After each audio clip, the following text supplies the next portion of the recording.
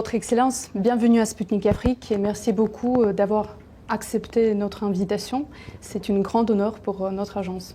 Merci. Votre Excellence, donc votre déplacement se déroule dans le cadre des célébrations à l'occasion du 80e anniversaire de la victoire de Russie dans la Grande Guerre patriotique.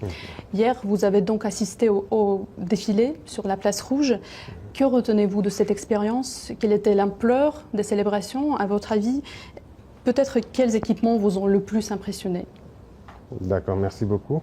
Comme vous l'avez situé, le contexte, c'est bien la célébration donc, de la victoire de la Russie dans la Grande Guerre patriotique, comme c'est dit. Nous avons été beaucoup impressionnés par le défilé, parce que comme le défilé a commencé sur toute la partie motorisée avec les engins, le mythique char T-34 qui a contribué à la victoire, et jusqu'à aujourd'hui aux engins récents, les T-90 et bien sûr d'autres types de missiles qui ont été développés. Ça nous a beaucoup impressionnés, ça nous a donné beaucoup de leçons et ça nous a permis de voir comment donc, la Russie a évolué technologiquement sur le plan militaire depuis cette grande guerre jusqu'au jour d'aujourd'hui. D'accord. Monsieur le Président, et pourquoi a-t-il été important pour vous de répondre à l'invitation du président Poutine et de rejoindre la Russie dans ces célébrations? C'est important pour moi à plusieurs titres parce que d'abord, c'est une invitation d'un pays ami. La Russie et le Burkina Faso aujourd'hui sont en étroite collaboration. Notre coopération est assez stratégique, donc ce qui fait que nous devons venir donc, participer aux côtés donc, du peuple russe. Deuxième chose, c'est que dans cette même guerre, nos ancêtres aussi ont contribué à la libération de l'Europe dans cette guerre, à lutter contre le nazisme, ce qui veut dire que nous avons donc une histoire commune dans la célébration donc, de cette victoire. C'est très important. Et l'autre chose, c'est qu'aujourd'hui, la Russie et le Burkina Faso sont dans le même combat. Nous avons un monde que je peux qualifier d'unilatéral. Nous voulons un monde multipolaire. Voilà, nous voulons un monde libre, indépendant, un monde de paix, où les nations ne dictent pas donc, à d'autres nations ce qu'elles doivent faire et comment ils doivent être. Donc la Russie est activement dans ce combat, qui est aussi un combat de dénazification, si je peux dire. Et donc nous aussi, nous sommes dans ce même type de combat contre l'impérialisme qui veut nous asservir, qui veut nous garder dans l'esclavage. Donc nous avons donc les mêmes perspectives. Donc c'était très symbolique qu'on vienne participer aux côtés donc, du peuple russe à cette célébration. Notamment, le peuple soviétique a contribué largement à vaincre le nazisme et le burkinabé, comme vous le dites bien, applique aujourd'hui les efforts pour lutter, pour éradiquer le terrorisme. Voyez-vous des similitudes entre nos deux peuples et en quoi cela se manifeste-t-il plus concrètement? Oui. Moi, j'ai appris beaucoup de leçons dans cette célébration et il y a beaucoup de similitudes dans la lutte que nous menons actuellement. Regardez, le peuple soviétique a sacrifié près de 27 millions de vies pour avoir cette victoire. Ils pouvaient à un moment donné dire que c'est bon, ils signent l'armistice, ils abandonnent. Mais le courage, la ténacité, la résilience a fait qu'ils ont continué le combat et ils ont fini par gagner. Le Burkina mène une lutte depuis maintenant près de 10 ans contre le terrorisme. C'est pas qu'il n'y a pas de morts, il y a beaucoup de morts depuis cette époque jusqu'à aujourd'hui. Mais nous n'abandonnons pas parce que nous savons que nous allons gagner la victoire et nous continuons ce combat. Donc il y a cet état d'esprit-là qui nous fédère et donc c'est ça qui est aussi très intéressant dans ces moments. Et comment analysez-vous l'influence de la victoire soviétique lors de la Seconde Guerre mondiale sur le processus de décolonisation de l'Afrique? Que serait-il arrivé, si on peut essayer d'imaginer, à l'Afrique si le nazisme avait gagné? Ça a beaucoup contribué, je peux dire. Alors, si le nazisme avait gagné, je ne peux pas imaginer. Mais j'imagine, vous savez que les gens ne respectaient pas le noir. Jusqu'à aujourd'hui, ça continue. On a toujours qualifié le noir de sous-homme. Certains nous voyaient comme des animaux, en fait. Vous avez suivi les histoires de la colonisation, de l'esclavage. Les noirs ont été torturés, exposés dans des cages comme des animaux sauvages en Europe et tout. Les noirs ont été castrés pour les empêcher d'avoir même de la progéniture. Les noirs ont été traités comme moins que des animaux. Vous savez qu'au Congo, on trouvait que le carton coûtait plus cher que la peau du noir. On préférait sécher le caoutchouc sur la peau du noir que de payer du carton pour sécher le caoutchouc. Le noir a beaucoup souffert. Donc de l'esclavage pendant des siècles et des siècles, la colonisation. Et cette guerre, vous voyez qu'on est venu prendre nos ancêtres sans leur consentement, aller les mettre en boucherie en première ligne. Et au retour encore, vous avez appris ce qui s'est passé au Sénégal. Quand ils ont voulu réclamer leur argent, on les a tués. C'est-à-dire qu'ils ne considèrent pas le noir. Et ça, ils sont allés se battre aux côtés des soi-disant alliés, qui les traitent comme ça. Mais imaginez si c'est le nazisme qui avait gagné. Ça allait être une catastrophe. Donc voilà pourquoi j'ai dit que c'était une lutte à mener. C'était une vraie folie dans le monde. C'était une lutte à mener et l'Afrique a participé. Et aujourd'hui, on peut dire merci parce que le peuple qui a consenti le plus grand sacrifice, c'est le peuple soviétique. Personne n'a perdu autant d'hommes, personne n'a connu autant de destruction pendant la guerre que le peuple soviétique. Donc nous sommes reconnaissants et je pense que c'était nécessaire pour que le monde soit aujourd'hui et que l'Afrique aussi puisse espérer continuer. Monsieur le Président, vous avez récemment déclaré que le Burkina Faso sera le tombeau du terrorisme. Oui. Imposez-vous des délais concrets pour le vaincre complètement et comment voyez-vous la future aide de la Russie en ce qui concerne ceci, l'un des axes principaux du partenariat russo-burkinabé? Je l'ai dit parce que le Burkina Faso, nous travaillons à ce que aujourd'hui il y a beaucoup de criminels qui le recrutent pour venir combattre au Burkina Faso. Ce n'est pas du terrorisme, je ne sais pas comment qualifier ça, c'est de la criminalité. Ce sont des bandits qui ont été armés par les impérialistes pour nous déstabiliser, pour nous maintenir dans la guerre permanente et nous exploiter. Et donc, je l'ai dit, nous travaillons à ce que le Burkina Faso soit le tombeau du terrorisme. Il faut que, lorsqu'on recrute quelqu'un pour venir combattre au Burkina, qu'il préfère se suicider. Et ça va arriver. Parce qu'on les équipe, on les forme, on leur donne la technologie, ces criminels-là, mais nous nous adaptons permanemment. Actuellement, nous sommes dans une phase assez particulière. Ils ont acquis de nouvelles technologies, de nouvelles techniques de combat et tout, grâce donc au soutien de ces impérialistes-là. Mais donc, nous avons étudié la situation et nous allons avoir la réponse tout de suite face à tout ça. Donc, vous allez le voir. Le terrorisme va finir, je ne veux pas donner un délai, mais le terrorisme va finir. Et très vite, aussi vite qu'on le peut. Et la Russie, tout ce que nous demandons, c'est surtout l'apport, je dirais, intellectuel. Voilà, aider à former intellectuellement sur notre industrie militaire qu'on doit développer et aider à former les jeunes gens sur tout ce que nous pouvons développer pour faire face à cette guerre-là. C'est cette partie qui nous intéresse le plus. Et plus concrètement, quel matériau, peut-être quel équipement vous intéresse le plus? Déjà, je peux dire merci parce que la Russie fait partie de l'un de ces rares pays dans ce monde-là qui a pris du matériel militaire venir nous donner pour faire la guerre. Donc ça, c'est significatif. À part la Russie et la Chine, il n'y a pas personne, sinon même pire. Ailleurs, on veut payer, même on refuse de nous vendre. Mais là, ils ont compris qu'on est en guerre. La Russie aussi mène son opération spéciale. On sait que ce n'est pas facile. Mais si dans ça, ils ont pu prendre du matériel, venir donner au Burkina Faso, je pense que c'est déjà très important. Mais c'est comme je l'ai dit, la Russie contribue à nous former. Tout ce qu'on paye, les militaires russes forment les militaires burkinabés sur l'emploi de cet équipement et tout ça. Mais nous voulons continuer à développer nous-mêmes l'industrie militaire avec l'accompagnement de la Russie qui a une très grande avance donc, sur le monde, je dirais, en matière d'armement. Donc nous devons faire cette collaboration étroite pour que nous puissions avancer dans notre guerre. Donc cette dernière année a été marquée par de grands changements pour le Sahel et pour chacun des pays de l'AES particulièrement, dont par exemple la rupture définitive avec la CEDEAO et l'adoption également de ses propres symboles comme le drapeau commun. Dans ce contexte, comment décririez-vous le Burkina Faso d'avant et d'après et comment évaluez-vous l'Alliance des États du Sahel comme un format de coopération régionale? Y a-t-il des projets d'élargissement, probablement? Oui. Pour comprendre l'AES, aujourd'hui, il suffit de regarder la jeunesse africaine. Je pense que la jeunesse africaine a espoir que c'est un modèle d'union. Et nous, dirigeants de l'AES, ça nous donne une pression. Et nous devons réussir. Parce que l'Afrique a besoin maintenant de s'unir. On était dans une organisation qui était censée être une organisation où il y a la solidarité, la coopération, l'entraide et tout. Mais on ne peut pas être dans une organisation où vous dites frères et à un moment donné, on coupe l'électricité pour que les malades meurent à l'hôpital, que l'économie s'arrête. on ferme les banques pour que vous ne puissiez pas avoir accès à quoi que ce soit.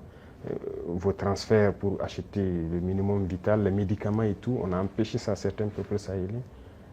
On a même formé une armée pour venir combattre les peuples sahéliens. Pendant que le terrorisme sévit depuis des décennies, ils sont incapables de lever un seul soldat pour venir combattre. Ça, ce ne sont pas des frères. Il ne faut pas se voiler la face. Et ça, ce ne sont pas les peuples, ce sont les dirigeants. Sinon, les peuples, quand vous regardez, même ces pays de la CEDEAO et tout, les peuples soutiennent et comprennent l'élan de l'AES. Donc ça nous réconforte à nous structurer, à être un modèle pour qu'à l'avenir, ça puisse s'étendre. Voilà. Mais pour s'étendre, nous avons besoin d'asseoir des bases fortes. Et c'est ce que nous sommes en train de faire actuellement. Donc voilà un peu ce qui a mené à se retirer et à se structurer pour se relancer. Monsieur le Président, pour beaucoup en Afrique, vous êtes plus qu'un président d'un pays, en fait, mais l'incarnation de renouveau panafricanisme. Pourquoi l'Afrique a-t-elle aujourd'hui tout particulièrement besoin d'un, si je peux dire, nouveau Thomas Sankara? Qu'est-ce que cela vous fait, en fait, d'assumer toute cette responsabilité à seulement 37 ans? L'âge n'est pas important. Mais c'est de la pression, je peux dire. C'est de la pression. Il ne faut pas prendre ça, en faire de la folie, de grandeur. C'est de la pression. Moi, c'est un message que la jeunesse me passe et ça me met plus la pression. Si j'arrivais à dormir 2 heures, j'ai réduit mon temps de sommeil à 1 heure. Et s'il ne faut pas dormir, il ne faut plus dormir. Parce qu'ils ont vu quelque chose, sûrement, qu'on est en train de faire. Et selon eux, peut permettre à l'Afrique de sortir donc de cette situation.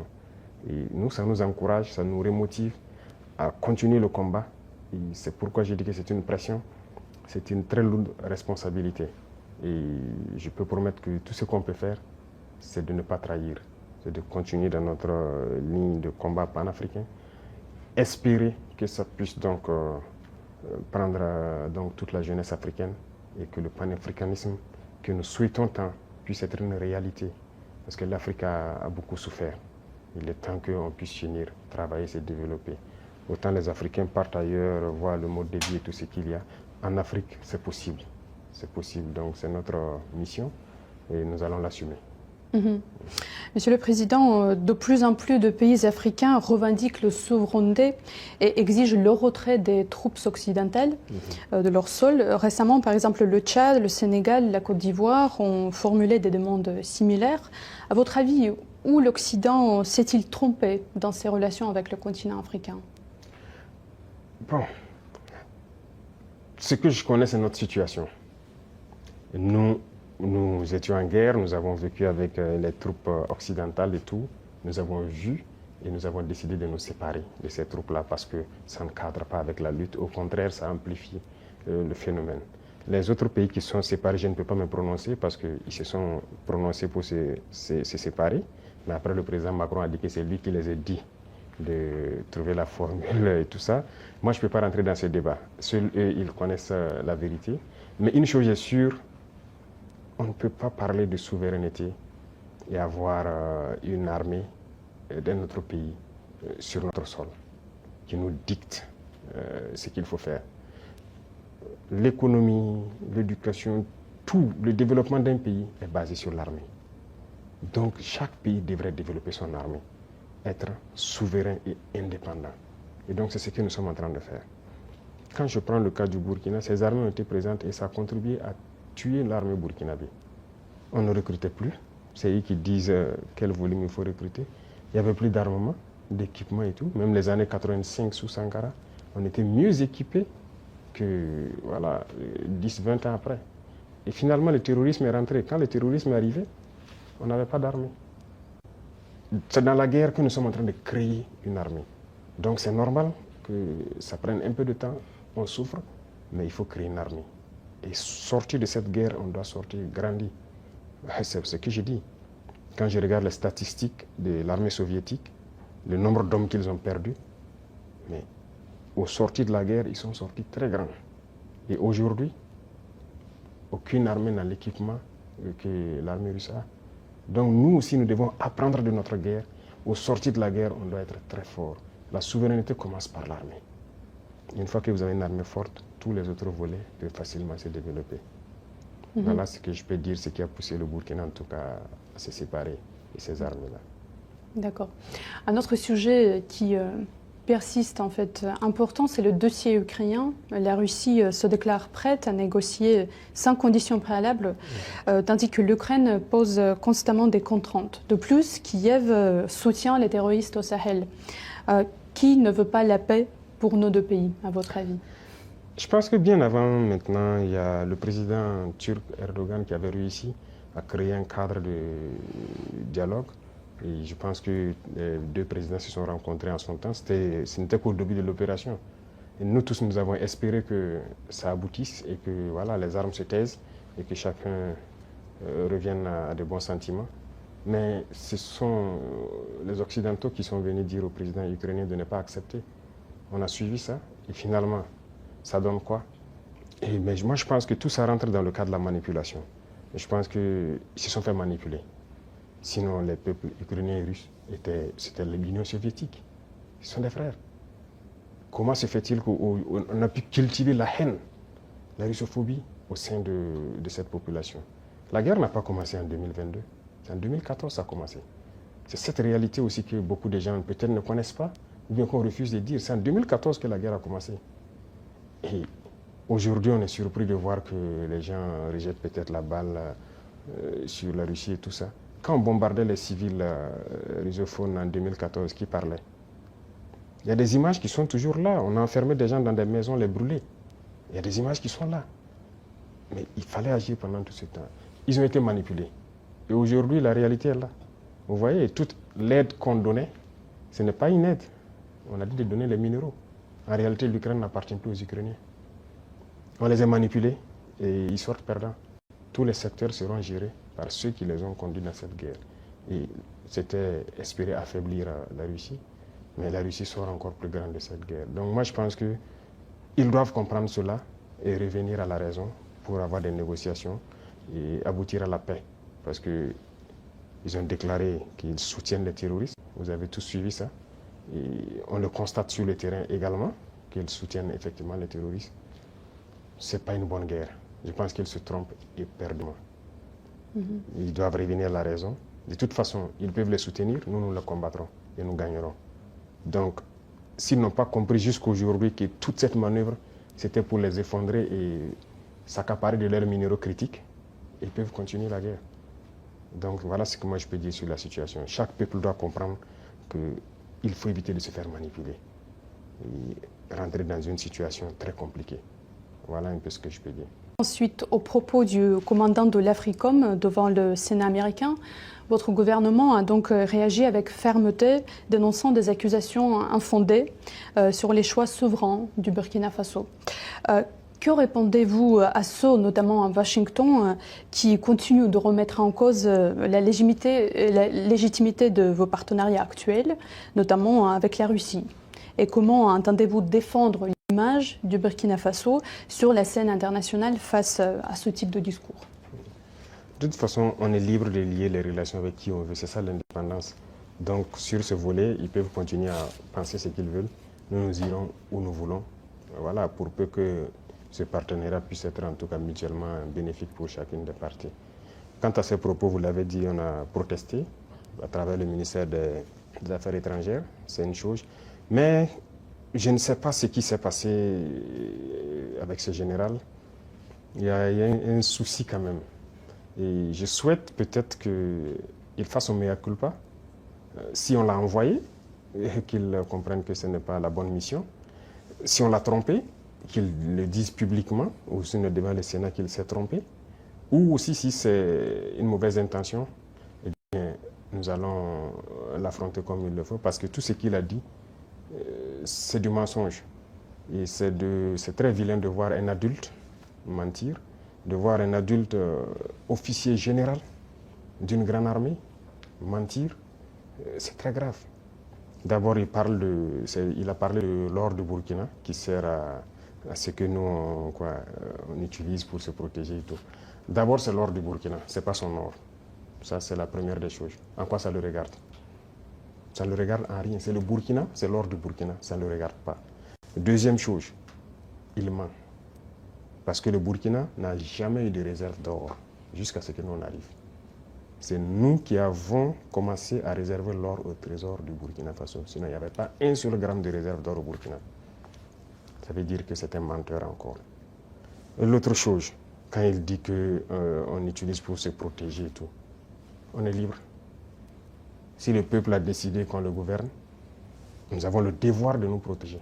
Donc on est libre. En quoi ça le regarde? Et le volet qui m'a le plus fait mal, pas parce qu'il est général ou parce que c'est un Américain ou quoi, c'est parce que c'est un noir. Et ça fait très mal de voir qu'on utilise un noir pour combattre un noir. Et ça n'a pas commencé maintenant. Il faut que ça s'arrête. Voilà, c'est très dangereux. Même la Libye, qui a détruit la Libye, on a encore utilisé un noir. Dans les films, dans le temps, chez les Américains, les Noirs jouaient toujours le mauvais rôle. Mais on s'est dit c'est dans le film. Mais pourquoi les Noirs doivent continuer à jouer le mauvais rôle? Et je pense que s'il a entendu cette interview, il doit se regarder dans un miroir, avoir honte, sortir, dire que bon, on m'a fait un faux rapport, je regrette. Il doit le dire publiquement. Si c'est un faux rapport, on l'a fait. Parce que c'est possible. C'est possible qu'on l'ait fait un faux rapport, qu'il sorte dire, parce que vous avez suivi, quand je prends notre voisin, encore, comme je dis entre nous noirs, le ministre de la Défense ivoirien, qui se promène, aller en Turquie, voir le ministre de la Défense turc, et lui dit qu'il ne va nous vendre des armes. Vous voyez comment ça fait mal. Quand c'est un noir qui se comporte comme ça fait très mal. Est-ce qu'on a fait un faux rapport? Qu'il sorte de démentir. Si on l'a envoyé pour créer un problème au Burkina, comme ils ont l'habitude de le faire, eh bien, on va s'apprêter, on va les attendre. Parce qu'il faut que ça s'arrête maintenant. La race noire ne doit pas être utilisée pour combattre les noirs. Et chaque fois, c'est la même chose, c'est la même chose. Et c'est ce que nous déplorons. Et ça nous a fait beaucoup mal de voir que c'est un noir qui tient ces propos. C'est vrai qu'ils peuvent le regretter, par plusieurs canaux, ils essaient de se rattraper. Mais non, ça a été dit publiquement, il faut se rattraper publiquement. Voilà, nous, c'est comme ça. Nous ne sommes plus dans l'hypocrisie diplomatique, comme on aime le dire. Dire des choses haut et fort, et venir en bas dire non, on s'excuse, on n'a pas quoi. Il faut le dire publiquement. Donc, je les invite à se rattraper, à le dire publiquement, parce que la jeunesse africaine a compris, la jeunesse noire dans le monde entier a compris. Cette manipulation ne passe plus. Voilà, ça a toujours été le cas, utiliser des faux alibis pour espérer atteindre d'autres objectifs. Ça ne passe plus. Donc c'est regrettable, mais le Burkina reste dans sa lignée. Nous continuerons à nous développer. Et il a oublié de dire tout ce que nous faisons pour le Burkina. Ce que nous faisons, aucun régime ne l'a réalisé. Voilà, le développement socio-économique du Burkina, qui a fait, voilà, nous sommes en train de construire beaucoup de centres de santé, équipés en appareillage, les examens médicaux, et baisser les coûts des examens médicaux. Quel régime a fait pareil? Personne. Nous sommes en train d'agir sur l'agriculture, labourer gratuitement les champs des paysans, notre production a augmenté et tout. Qui l'a fait? Personne. L'armée que nous sommes en train de créer, d'une nouvelle armée, l'armée burkinabé n'a jamais été autant fournie en effectifs, en équipement que maintenant. Qui l'a fait? Aucun régime. En matière d'emploi, aucun régime n'a créé autant d'emplois que nous l'avons fait. L'industrialisation. Peut-être que c'est ça qui les fait mal, qu'ils veulent arrêter, et il faut inventer des mensonges. En tout cas, je les invite à revoir leur copie. Voilà, c'est ce que je peux dire. C'était un gros mensonge et c'est regrettable. Voilà. Votre Excellence, ce soir, vous rencontrez le président Poutine. Pourriez-vous peut-être partager avec nous quel sujet envisagez-vous d'aborder? Peut-être quels accords seront-ils sur la table de négociation? C'est la coopération, en gros, que nous allons aborder. Voilà. Et aussi, comme je dis, la coopération, nous sommes en train d'aller sur le volet vraiment, certes défense-sécurité qui est d'office là, mais aussi le volet éducation. Voilà, pour former beaucoup de jeunes burkinabés, déjà des gens qui ont du talent, qui ont des génies, mais aussi former d'autres qui sont très bien sur le volet académique, aux sciences. Et ce sont les sciences qui permettent de développer un pays. Voilà, donc il y a tous ces volets, toutes ces questions qui seront sur la table. Mais aussi, il y a la géopolitique qui est en pleine mutation. Tous les jours, il y a du changement. Et je pense que, comme je dis, nous avons les mêmes perspectives. C'est d'avoir un monde libre, un monde multipolaire libre, où les gens seront indépendants, souverains, de faire tout ce qu'ils veulent faire. Ce sont des questions qui seront abordées. Voilà, et aussi principalement notre espace avec notre situation particulière au Sahel, éventuellement que nous allons aborder. Merci beaucoup pour votre réponse.